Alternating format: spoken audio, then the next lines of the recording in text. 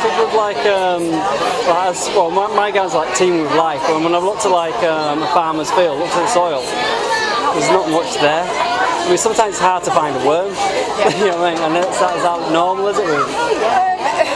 Or does it just depend on the crops, or depends on the time of year? It can depend on the time of year. So worms will appear in agricultural systems will appear at certain times of year more than others. Yeah. It will depend on the regime that the farmer's using. So how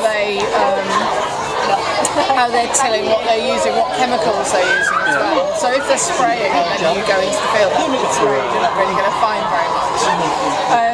But a lot of farmers now, through the agricultural schemes that are there, are putting in things like beetle banks and wider borders, so that insect life has somewhere, essentially a refuge to go to. Part of the farmer subsidies do include, whether or not they've got large hedgerows and things, and that does help with the biodiversity in the fields. And some farmers have mixed those two systems together, so they use predatory insects, they attract predatory insects in to help with some of the crop pest management problems, and they use those two together. And where it works really well, there are lots of examples around the country where they've done that, and it really does work.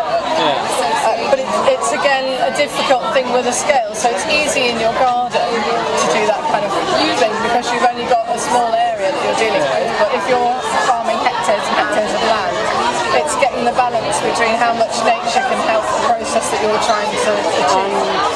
With so using pesticides and that, you think it would be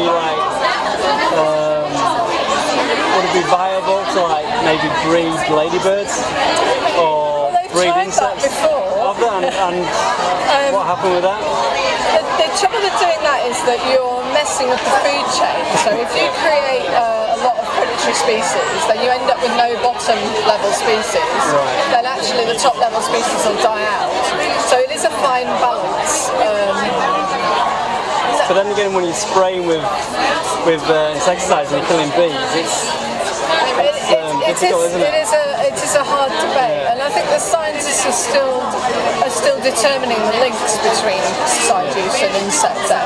I think it will in the future be something that continues to be a political debate as much as a scientific one. The neonicotinoids, which is what you're referring to, the bee-killing pesticides. I think there's still a lot of science to be done there to prove some of the causal links. But we have a big problem because we've got a growing population of people and we have a need of so much food to feed that population. And traditional farming methods are not going to deliver those, so we have to innovate ways of using the soil and ways of using the plants and the nature that supports all of that together so that we can deliver more food, or we need to have less people.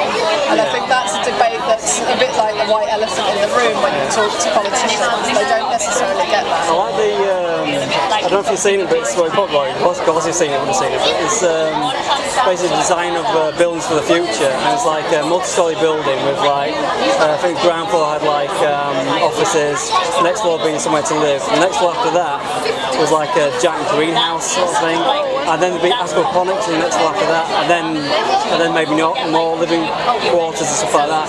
So basically we had aquaponic systems and a giant greenhouse, and it's basically using everything. So when you flush the toilet, everything gets cycles. Everything's there. So and it gets reused and everything. So it's aquaponics is a difficult one because soil's a scarce resource, but water's really scarce as well.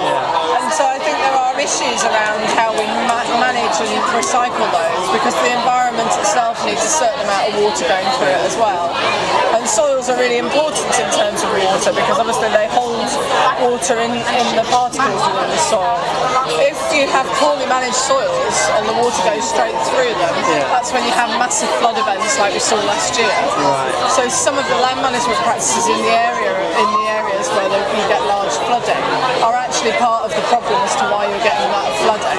So it's not just the weather conditions, but it's also how the land is managed. So if you have a lot of very compacted, poorly looked after soil, it's not going to have enough organic matter in it to help hold the water in. So the water goes straight through and it floods Tewkesbury or wherever. Normally Tewkesbury. It's always Tewkesbury. So it is quite important. of